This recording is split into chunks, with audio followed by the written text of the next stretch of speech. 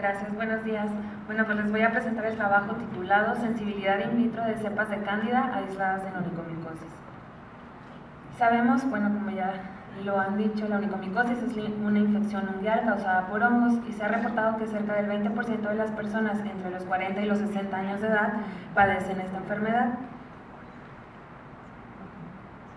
Existen múltiples factores predisponentes, entre los cuales podemos mencionar el uso irracional de antibióticos, la infección por VIH, fármacos inmunosupresores, diabetes mellitus, enfermedad vascular periférica, traumatismos unguiales, tabaquismo crónico y ocupacional, como las amas de casa o las personas que se dedican a lavar que están en contacto con humedad. Dentro de la patogenia, bueno, Cándida ha desarrollado durante el tiempo múltiples factores de virulencia o mecanismos de virulencia que le van a ayudar en la patogénesis de la onicomicosis. Por ejemplo, va a producir hidrolasas extracelulares, incluyendo proteinasas, fosfolipasas y lipasas, que le van a ayudar para la invasión de los tejidos. La producción de estas proteinasas va a aumentar cuando se cultiva en medios suplementados con queratina, lo que nos lleva a pensar que el plato unguial es un excelente medio de crecimiento para este hongo. La invasión de hifas va a inhibir la expresión de péptidos antimicrobianos como las beta-defensinas y produce también partículas de melanina que la va a ayudar a combatir ciertos antimicóticos, también péptidos antimicrobianos, radiación ultravioleta, cambios de temperatura, etc. Entre múltiples otros factores de virulencia. Ahora, dentro de las manifestaciones clínicas sí es bien importante mencionar la topografía. Cándida tiene una alta incidencia en onicomicosis de manos, afectando hasta el 75% de los casos, y su incidencia en uñas de los pies es mucho más baja, de aproximadamente el 2 al 10% de los casos. Existen autores que han propuesto varias clasificaciones para la onicomicosis por Cándida. Por ejemplo, una de las clasificaciones es dividirla en paroniquia candidósica, granuloma candidósico y onicolisis candidósica. La paroniquia va a ser la forma más común y se da en personas que están en constante contacto con la humedad. Vamos a observar que los pliegues unguiales van a estar edematosos, eritematosos. Cuando se afecta la matriz unguial va a haber depresiones transversales y en casos más avanzados podemos encontrar uña rugosa, irregular y distrófica. El granuloma por Cándida, bueno, se da en pacientes con candidosis mucocutánea crónica. Ya son formas más severas donde hay una invasión del grosor total de la uña, y en casos avanzados donde hay una inflamación crónica y muy severa de los pliegues unguiales vamos a encontrar deformidades digitales como dedos en palillo de tambor. La onicolisis por Cándida, aquí los casos iniciales van a ocasionar una hiperkeratosis subunguial distal con una masa amarillenta que va a levantar el plato unguial y va a ocasionar la separación de la uña. Para el diagnóstico, pues como en todas las enfermedades, se requiere una exploración física y una historia clínica detallada. Sin embargo, es importante corroborar el diagnóstico con examen directo, cultivo y en ocasiones pues estudio histopatológico. Antes de iniciar el tratamiento, siempre hay que tener en cuenta factores como la salud general del paciente, la sensibilidad del organismo hacia el hongo, el grado de invasión fúngica y el compromiso del paciente. También hay que tener en cuenta los principales factores que interfieren con la erradicación de los elementos fúngicos durante el tratamiento, como el lento crecimiento de la uña, la dureza del plato unguial y la localización del proceso infeccioso entre el lecho unguial y el plato. Se han utilizado múltiples antimicóticos de varias categorías para el tratamiento de onicomicosis por Cándida, como los polienos, triazoles, azoles, morfolinas. Sin embargo, la enfermedad responde de manera muy lenta con anfotericina B por su alta unión a proteínas y su baja penetración en estos tejidos. Hay estudios que mencionan que el itraconazol y el fluconazol son altamente efectivos, y otros estudios in vitro han demostrado que los antimicóticos, incluyendo el ketoconazol, fluconazol, itraconazol, amorolfina, clotrimazol y miconazol, muestran una actividad muy similar contra diferentes especies de Cándida. El incremento en las tendencias de infecciones por Cándida no albicans va a ser un reto para el manejo de esta enfermedad, ya que muchas especies se caracterizan por desarrollar o por poseer resistencia hacia diversos antimicóticos. La afección de múltiples uñas con varias especies de Cándida resistentes a tratamientos de rutina es un problema serio para pacientes, sobre todo con VIH. Por lo tanto, decidimos realizar este estudio, en donde los objetivos fueron conocer la frecuencia de las especies de levaduras causantes de onicomicosis en el Servicio de Dermatología del Hospital General de México, Dr. Eduardo Lisiaga, las manifestaciones clínicas más frecuentes y conocer la sensibilidad frente a 4 antifúngicos azólicos, como el miconazol, ketoconazol, itraconazol y fluconazol, la anfotericina B y 5-fluorocitosina. Se realizó un estudio descriptivo prospectivo observacional abierto para determinar la sensibilidad in vitro de especies de cándida en pacientes con onicomicosis, y este estudio se llevó a cabo durante un periodo de 6 meses. El diseño consistió en tomar muestras de las uñas afectadas por medio de raspado. Si los pacientes tenían más de una uña afectada, cada una era examinada y cultivada. Micológicamente se hicieron los siguientes estudios, que fue examen directo con KOH al 10% en busca de pseudomicelios y oblastoconidias, cultivo para aislamiento de las cepas de cándida en medios de agar dextrosa de Saburo y cromagar cándida, y las cepas fueron identificadas mediante el sistema comercial API-GIST-20. Ahora, los exámenes de susceptibilidad se realizaron utilizando el equipo comercial AuxaColor, el cual permite evaluar la sensibilidad de las levaduras frente a los siguientes antimicóticos con 2 niveles de concentración: para 5-fluorocitosina de 2 y 32 microgramos por mililitro, para anfotericina B 2 y 8 microgramos por mililitro, miconazol 5 y 8 microgramos por mililitro, ketoconazol 0.5 y 4 microgramos por mililitro, el itraconazol de 0.5 y 4 microgramos por mililitro y el fluconazol de 8 y 64 microgramos por mililitro. Esto lo que nos va a dar es los niveles de sensibilidad y de resistencia de las especies de cándida.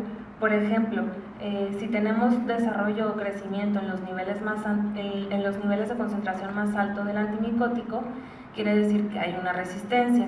Si no encontramos desarrollo en ninguno de los 2 niveles, quiere decir que hay sensibilidad. Y cuando encontramos desarrollo en los niveles más bajos, pero inhibición en los niveles más bajos, quiere decir que hay una resistencia adquirida. Esto quiere decir, o podemos suponer, que el paciente ya estuvo en contacto anteriormente con este antimicótico y que por eso está causando resistencia. También se recolectaron datos como edad, sexo y topografía de la afección unguial y tiempo de evolución de la dermatosis.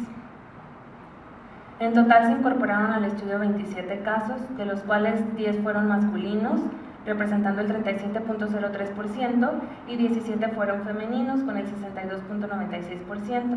Estos pacientes se encontraban en una edad entre 1 año y 85 años, con un promedio de 42.9 años, y el tiempo de evolución fue de 2 meses a 15 años. Encontramos afectadas uñas de las manos en un total de 11, uñas de los pies 15, y solamente 1 tenía afectadas ambos. En 4 pacientes, representando el 14.81%, se encontraban 2 especies diferentes de cándida en las uñas afectadas, dándonos un total de 31 aislamientos. Las manifestaciones clínicas, pues encontramos que la onicomicosis distrófica total fue la más frecuente, seguida por onicolisis y por último subunguial distal. En esta tabla podemos encontrar la distribución de las especies de cándida encontradas en las 31 muestras. Vemos que la más frecuente fue Candida parapsilosis con 3 aislamientos representando el 41.9%, seguida por Candida glabrata con el 22.5%, Candida albicans 16.1%, Candida tropicalis 9.6% y finalmente Candida guillermondi cruzei dubliniensis solamente con un aislamiento de cada uno. Aquí tenemos la tabla de sensibilidad, en donde creo que es importante recalcar que Candida parapsilosis, que fue la especie más aislada, vemos que es altamente sensible tanto al fluconazol como ketoconazol y bueno, anfotericina B. Candida glabrata también muestra una alta sensibilidad a anfotericina B a ketoconazol con 5 de 7 aislamientos sensibles y Candida albicans sensible para anfotericina B, dándonos que dentro de los azólicos tenemos que hacia el ketoconazol se mostró mayor sensibilidad con el 18 en total representando un 58%, seguido por fluconazol con 54.8%. En cuanto a las tablas de resistencia, también importante mencionar que Candida parapsilosis, que fue la más frecuente, mostró baja resistencia hacia los compuestos azólicos, que Candida albicans y Candida tropicalis mostraban alta resistencia tanto para ketoconazol e itraconazol, y Candida tropicalis además mostraba resistencia para fluconazol, siendo hacia itraconazol hacia el cual mostraban mayor resistencia con un total de 25.8%, seguido por ketoconazol. Y en cuanto a la sensibilidad dosis dependiente, vemos que está más marcada por el miconazol, dándonos todas las especies una alta sensibilidad dosis dependiente para este antimicótico, con un total de 83.8%. Bueno, sabemos que la onicomicosis por cándida representa un problema médico importante porque afecta la calidad de vida de los pacientes y requiere tratamientos con costos elevados y por largo tiempo, además que existe pobre respuesta al tratamiento en un número elevado de casos. Esta infección puede ocurrir a cualquier edad, pero es más común en la población entre los 40 y los 60 años de edad, así como lo que observamos en nuestro estudio. La prevalencia incrementada en este grupo de población es debido a que presentan disminución en la tasa de crecimiento unguial y un aumento en los traumatismos unguiales, a diferencia de las personas más jóvenes. Al igual que en otros estudios, la población femenina fue la más afectada, con un total de 62.96%. Podemos decir que la prevalencia más alta en este sexo es por el resultado de traumatismos, actividades del hogar o contacto con el agua, o simplemente porque son las primeras que buscan atención médica al ser un problema estético. Algunos estudios reportan que se afectan con mayor frecuencia las uñas de las manos que de los pies, a diferencia de nuestro estudio, y lo mismo se ha encontrado en estudios más grandes realizados también en la República, incluso en 4 centros dermatológicos donde también está más afectada las uñas de los pies. Entre las cepas aisladas, Candida parapsilosis fue la más frecuente, lo cual coincide con estudios realizados en los últimos 15 años. Previo a esto, Candida albicans era la número 1. El 77.4% de las especies aisladas fueron sensibles a anfotericina B y el 58% de los aislamientos fueron sensibles a ketoconazol. La mayor resistencia fue a itraconazol, siendo Candida tropicalis y Candida albicans las especies con mayor resistencia a los compuestos azólicos. En México se ha documentado resistencia hasta en el 27.5% de los aislamientos de Candida, por lo que los exámenes de susceptibilidad antifúngica in vitro nos pueden ayudar a elegir entre diferentes antimicóticos a utilizar en el tratamiento y a detectar la resistencia de estos microorganismos. Gracias.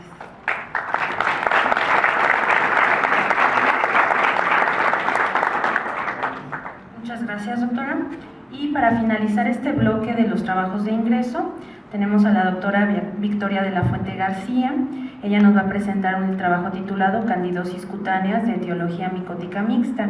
La doctora de la Fuente García es médica certificada por el Consejo Mexicano de Dermatología.